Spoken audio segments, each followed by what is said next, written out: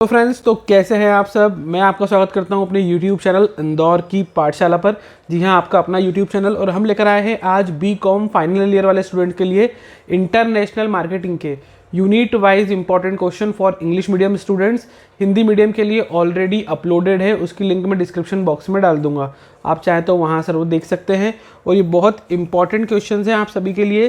तो जल्दी से स्टार्ट करने के पहले वीडियो को लाइक कर दीजिए, अपने दोस्तों में ग्रुप्स में सभी जरूर शेयर कर दीजिए, और अगर आप चैनल पर नए हैं सब्सक्राइब कीजिए, बेल आइकन ज़रूर दबाइए।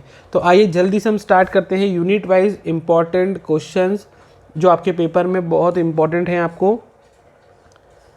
पहला क्वेश्चन देखिए, आपका जो नाम है वही है इंटरनेशनल मार्केटिंग, तो यहाँ से क्वेश्चन तो बनना ही बनना है। आप भी जानते हैं कि देखिए इतने पेपर आप दे चुके हैं, आपको पेपर का पैटर्न स्टडी करना आना चाहिए।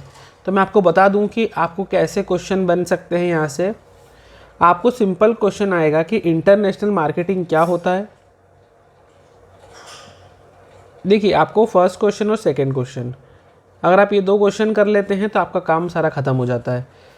इंटरनेशनल मार्केटिंग क्या है, इसके इम्पोर्टेंस क्या है, और इंटरनेशनल मार्केटिंग और डोमेस्टिक मार्केटिंग में क्या डिफरेंस है। बस देखिए, इंटरनेशनल मार्केटिंग क्या होती है कि आप जब किसी एक देश में सीमित ना होकर अदर कंट्रीज़ के साथ इंटरनेशनल मार्केटिंग में डीलिंग करते हैं। मतलब जैसे आप देखते हैं, जैसे ग्लोबलाइजेशन आया है और न्यू इकोनॉमिक पॉलिसी आई है, लिबरलाइजेशन, प्राइवेटाइजेशन, ग्लोबलाइजेशन, तो बहुत सारे ट्रेड बैरियर्स वगैरह हट गए हैं, प्राइवेटाइजेशन हो गया है कंट्री में, और इंटीग्रेशन ऑफ होल इकोनॉमी हो गया है, ताकि हम अदर कंट्री से कोई भी चीज़ लेन देन कर सकते हैं, बिजनेस कर सकते हैं, गुड्स एंड सर्विस को एक्सचेंज कर सकते हैं। वही सब होता है इंटरनेशनल मार्केटिंग में। एक ये क्वेश्चन करना है, what are the various method of entering foreign market. Foreign market में एंटरिंग करने की कौन कौन सी मेथड होती है। देखिए अगर आप ये क्वेश्चन कर लेते हैं तो आपका क्वेश्चन, अब 3 क्वेश्चन तो आप कर ही सकते हैं ना यार, फर्स्ट सेकंड और फोर्थ, वो फोर्थ में भी सेकंड करना है। ये देखिए इतना अगर आप करके जाएंगे तो हाँ, पेपर में आप क्वेश्चन ज़रूर अटैम्प्ट कर पाएंगे, क्योंकि पेपर में क्वेश्चन अटैम्प्ट करना आपके लिए इंपॉर्टेंट है। और जैसा कि अभी आप जानते हैं कि BCom की जो DAVV की एग्ज़ाम है वो ख़त्म हो चुकी दूसरी यूनिवर्सिटी की, और उनको एक क्वेश्चन और आया था कि चूजिंग एक्सपोर्ट मार्केट। तो अगर आप चाहें तो इस क्वेश्चन को एक बार पढ़ के जा सकते हैं, इसको अच्छे से एक बार पढ़ के जा सकते हैं कि दूसरी यूनिवर्सिटी एग्जाम में आया, जबकि सिलेबस दोनों का सेम है। इसलिए मैं आपको ये एडवाइस दूंगा कि आप इस क्वेश्चन को एक बार पढ़ के चले जाएं। बाकी हाँ, वाला जो इसके पहले क्वेश्चन बताए हैं उनको, ये लास्ट क्वेश्चन जो बताया इसको अच्छे से लर्न करके जाएँ। और एक्सपोर्ट मार्केट को चूज़ करने के पहले कौन सी बातें ध्यान में रखना चाहिए, या फिर एक्सपोर्ट मार्केट को चूज़ करते वक्त जब आप सोचें कि कहाँ पर आप एक्सपोर्ट करना चाहते हैं, तो कुछ बातें हमारे माइंड में होना चाहिए, तो उसके बारे में लिखना है। यूनिट 2 पे आ जाते हैं जल्दी से। यूनिट 2 के अंदर आपको एक थोड़ा सा इंपॉर्टेंट क्वेश्चन है, ये right about the product policy in relation with international marketing. ये क्वेश्चन दूसरे यूनिवर्सिटी एग्जाम में भी आया है और आपकी यूनिवर्सिटी के एग्जाम में भी लगातार पूछा गया है। इसके लिए आपको इस क्वेश्चन को अच्छे से करके जाना है, ठीक है। सेकेंड है, enumerate the various factor to be considered while designing a product for international market. जब आप किसी प्रोडक्ट को इंटरनेशनल मार्केट के लिए डिज़ाइन करते हैं तो किन किन बातों का आपको ध्यान रखना ज़रूरी। देखिए आप जानते हैं कि अगर आपको चीज़ें इंडिया में बेचना है तो आपको किस तरीके का प्रोडक्ट बनाना है, लेकिन आप चाहते हैं कि फ़ॉरेन के लोग भी उसको यूज़ करें, तो कुछ डिज़ाइंस का, कुछ बातों का आपको अपने माइंड में ध्यान रखना चाहिए, ठीक है। तो ये क्वेश्चन इंपॉर्टेंट था, इसलिए मैंने आपको बता दिया। देन अब इसके बाद हम आते हैं most important advertising, explain advertising in international marketing. अब आप जानते हैं कि मार्केट में बने रहना है तो एडवर्टाइजिंग सबसे इम्पॉर्टेंट है, क्योंकि ये आपको लोगों से, कस्टमर से अट्रैक्ट कराता है। एडवर्टाइजिंग के बिना आप कुछ भी नहीं कर सकते। मार्केट में आप देखें, कोई भी कंपनी हो, बड़ी चाहे छोटी, वो विज्ञापन ज़रूर करवाती है, एडवर्टाइजमेंट करवाती है। क्यों करवाती है? ताकि लोगों को उनके नए प्रोडक्ट के बारे में जानकारी मिले। और अगर कोई कंपनी पुरानी भी हो जाती है तो मार्केट में बने रहने के लिए उनको प्रमोशन कराना ज़रूरी होता है, अदरवाइज़ लोग नए प्रोडक्ट की तरफ चले जाते हैं, पुराने को छोड़ देते हैं। क्वेश्चन है, write about the brand strategy in international market. इसको बस आप एक बार पढ़ लेना। देन है question 8, discuss the protectional and promotional aspect of packaging for international marketing, write the factor to be consider for packaging designing for exportable product. देखिए ये आपको पता है कि आपने ऑलरेडी 12th क्लास में पढ़ा है कि एडवर्टीजमेंट करना ज़रूरी होता है, पैकेजिंग, लेबलिंग, ब्रांडिंग और प्रमोशन, ये सब चीज़ें क्या होती है मार्केटिंग मिक्स के अंदर आती हैं। अब आप जानते हैं कि पैकेजिंग जितनी अच्छी होती है आपका गुड्स उतना ज़्यादा सेल होता है और ज़्यादा कॉस्ट भी आप ले सकते हैं। देखो कैसे, अब मैं आपको बताता हूँ कि कैडबरी का जो पैकेट आता है जिसमें वो प्रमोशन करते हैं, नॉर्मली डेयरी मिल्क जो है 10 रुपये की, 15 रुपये की, 20 रुपये की, 80 रुपये की बेच जाती है। पर जब आप सेलिब्रेशन का पैकेट खरीदते हो ना, तो उसमें जो चॉकलेट्स आती हैं, जो आप अगर मान लो 150 वाला पैकेट खरीदते हो तो चॉकलेट उसके अंदर आपको 120 या 130 की ही मिलेगी। तो फिर एक्स्ट्रा 20 रुपीज़ आप किस बात के दे रहे हो उसको, कि भाई सेलिब्रेशन का उसके ऊपर पैकेट है ना, दिखने में डिज़ाइन अच्छा लग रहा है, थोड़ा किसी को गिफ्ट करने में अट्रैक्टिव भी लगता है। आप किसी को 2-4 डेयरी मिल्क ला के दे दो, इतना अच्छा नहीं लगेगा, लेकिन हाँ सेलिब्रेशन का पैकेट दिया दिखता भी अच्छा है। तो पैकेजिंग से क्या होता है कि उस चीज़ का प्रमोशन होता है मार्केट में। दूसरी बात, प्रोडक्ट से सेफ रहता है। आप कोई भी चीज़ अगर पैकेट में लेकर आते हैं, क्यों लाते हैं भैया, अगर वो वेस्ट ना हो, गिरे ना, यहाँ वहाँ उस पर कोई डर्ट या ऐसी कुछ चीज़ें ना लग जाएं, इस वजह से। तो वही है इसके बारे में। What are the factor to be consider packaging designing for exportable product. अब आपको स्पेशली माल यहाँ नहीं सेल करना है, यहाँ से माल आपको एक्सपोर्ट करना है, अदर कंट्री में भेजना है, तो आपको बहुत सारी बातों को ध्यान रखना पड़ता है कि ट्रैवलिंग में वो ख़राब ना हो जाए, कोई टूट फूट ना हो जाए।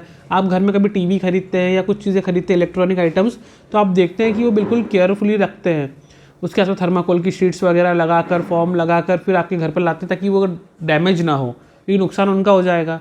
ऐसे हर चीज़ों को लाने के पहले एक प्रॉपर तैयारी करना पड़ती है। पैकेजिंग किस तरीके से होना चाहिए उस डिज़ाइन के बारे में पढ़ना है। देखिए मैं तो आपको बोल रहा हूँ कि पेपर बहुत आसान है, इन क्वेश्चंस को आप 1-2 बार पढ़ ही लेंगे तो आपका काम खत्म हो जाएगा। प्लीज़ पॉइंट्स को लिख के जाइएगा। और हाँ, अगर आपने अभी तक मेरी इसके पहले की वीडियो नहीं देखी तो बता दूँ, यूनिट वाइज स्टडी कीजिएगा। हर यूनिट के पहले 2-2 क्वेश्चन लर्न कीजिए। जब 5 यूनिट कवर हो जाए, 10 क्वेश्चन आपके लर्न हो जाए, हर यूनिट में से 2-2 क्वेश्चन, तो फिर आप वापस से फर्स्ट यूनिट के 2 क्वेश्चन उठा सकते हैं नए, है ना। इस तरीके से स्टडी करने से आपका पूरा पेपर अटेम्प्ट हो जाएगा, कोई क्वेश्चन नहीं छूटेंगे। और हाँ, आप तो ऑलरेडी 12th अपनी मेहनत से पास हुए हैं, कोई कोरोना ने पास नहीं करवाया है। तो जो अपनी मेहनत से पास हुए हैं उनको पता है कि एग्ज़ाम में कैसे लिखते हैं बोर्ड में। जब आप बोर्ड एग्ज़ाम क्लियर कर सकते हो तो ये तो आसानी से कर लोगे, है ना। तो अपने ऊपर कॉन्फिडेंस रखें। आइए यूनिट 3 पे आ गए हम, जल्दी से देखते हैं यूनिट 3 के बारे में। यहाँ पर आपको जो थोड़ा सा ध्यान रखना है, discuss the relative importance of price and non price factor international marketing. अब यहाँ पर थोड़ा सा आपको लगेगा कि प्राइस और नॉन प्राइस मार्केटिंग फैक्टर होते क्या इंटरनेशनल मार्केटिंग में, कुछ नहीं है। बहुत सारे फैक्टर ऐसे होते हैं जो डायरेक्ट या इनडायरेक्ट वस्तु की प्राइस से रिलेट होते हैं, और कुछ होते हैं नॉन प्राइस प्रोडक्ट, जिनके बारे में अगर आप एक बार पढ़ लोगे तो आपको ईजीली समझ में आ जाएगा कि क्या होता है। ठीक है, नेक्स्ट क्वेश्चन आपके सामने है, write about the process of price determination. अब वस्तु की प्राइस क्या रखना है, उसकी प्रोसेस क्या होती है, कैसे प्राइस को डिटरमाइन करेंगे, क्या प्राइस होने वाला है। देखिए आप देखते हैं नॉर्मली के गुड्स जो एक्सपोर्ट करते हैं, नॉर्मली जो डोमेस्टिक प्रोडक्ट्स हैं थोड़े महंगे होते हैं, कॉस्टली होते हैं, तो उनके बारे में आपको पढ़ के जाना है। 12th question, very important, right about the export quotation. Quotation मंगवाते हैं, आपने सुना है कभी? आपको कोई भी चीज़ मंगाना हो तो आप किसी कंपनी में कॉलिंग करेंगे या किसी शॉप पे कॉलिंग करेंगे तो आप बोलेंगे सर आप हमें कोटेशन भेजिए।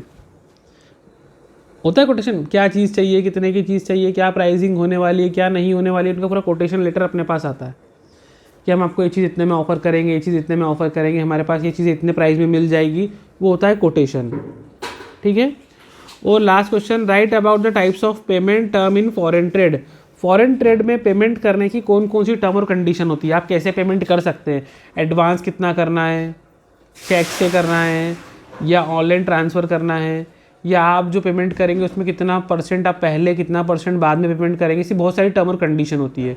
देखिए 3 क्वेश्चन है, ये करना है और 1 क्वेश्चन इसके पहले वाला है, 4 क्वेश्चन करना है। देखिए देखा जाए तो आप ऑलरेडी 2020 सीरीज़ में से पढ़ रहे हैं, BNB में से पढ़ रहे हैं, इसमें ऑलरेडी क्वेश्चन शॉर्ट दिए हैं। यूनिट वाइज क्वेश्चन क्योंकि बहुत सारे हैं इसमें इंपॉर्टेंट, ये उसमें से कुछ छटे हुए क्वेश्चन है और जो मैंने छाट दिए और शॉर्ट हो गए।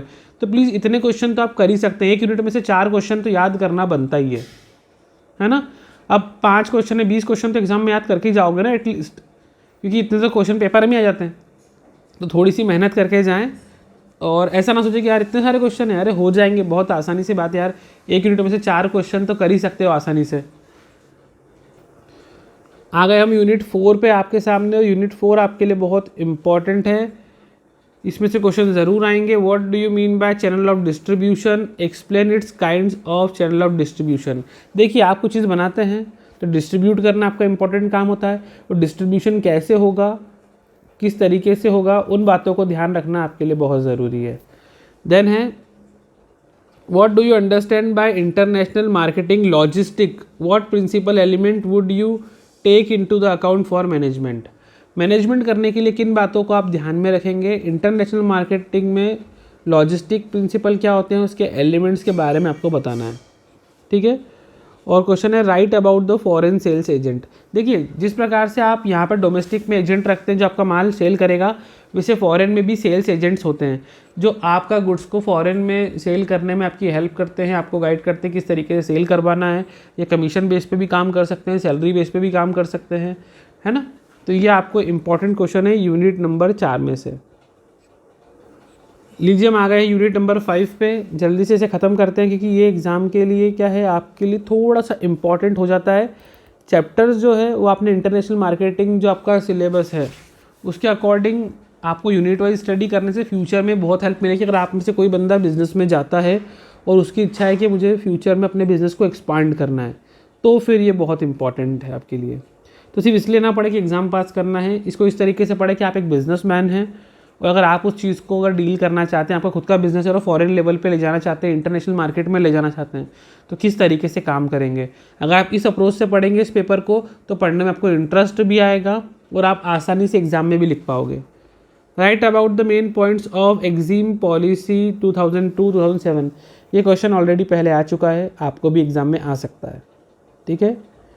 Then explain the various stages involve in the processing of export order. जब आप एक्सपोर्ट ऑर्डर करते हो तो उसके लिए किन किन स्टेजेस का सामना करना पड़ता है, जिससे अपन नॉर्मली मैंने बोला कि अगर गुड्स बनाना है तो मुझे रॉ मटेरियल लाना पड़ेगा, उसमें वर्कर्स लेबर्स और सब चीज़ें लगाना पड़ेंगी, तो बन जाएगा work in progress, intermediate goods, और बाद में बनता है वो फिनिश गुड जो रेडी टू यूज़ होता है। उस तरीके से काम होता है। फिर right about the export credit and finance. Export credit और फाइनेंस का मतलब क्या होता है इसके बारे में आपको बताना है। Write about the various financing technique in foreign trade. Foreign trade में किन किन फाइनेंसिंग टेक्निक का होना ज़रूरी है। तो इसमें भी 4 क्वेश्चन इंपॉर्टेंट थे जो मैंने आपको टिक करवा दिए हैं। अब देखिए अगर इतना आप कर सकते हैं, एक यूनिट में 4 क्वेश्चन कर सकते हैं, तो आपका पेपर बहुत अच्छा जाने वाला है। बिल्कुल टेंशन ना लीजिएगा। जिन बच्चों ने अगर अभी तक नहीं भी पढ़ा है तो उनको मैं यही कहूँगा, ऐसा सोचिए कि आपका खुद का ओन बिजनेस है और आप खुद का बिजनेस रन कर रहे हैं और इसको आपको फॉरेन लेवल पे चलाना है। तो कैसे प्लानिंग करेंगे, कैसे सारा काम होगा, क्या चीज़ें करना होंगी, क्या चीज़ें नहीं करना होंगी, बस इतना अगर आप सोच के चल लिए तो आपका पेपर बहुत अच्छा जाने वाला है। तो ऑल द बेस्ट एवरीवन, सभी को बहुत बहुत हमारी तरफ से पेपर के लिए एडवांस में विशेष है कि गुड लक, आप अच्छा पेपर दीजिए और यूट्यूब चैनल पे बने रहिए। आपका अपना चैनल है इंदौर की पाठशाला। जल्दी से लाइक कर दीजिए, कमेंट करके बताइए वीडियो आपको कैसा लगा, ज़्यादा से ज़्यादा लोगों में शेयर कीजिए और अगर आप चैनल पर नए हैं सब्सक्राइब कीजिए और बेल आइकन ज़रूर दबाइए। मिलते हैं, goodbye, take care and all the best guys.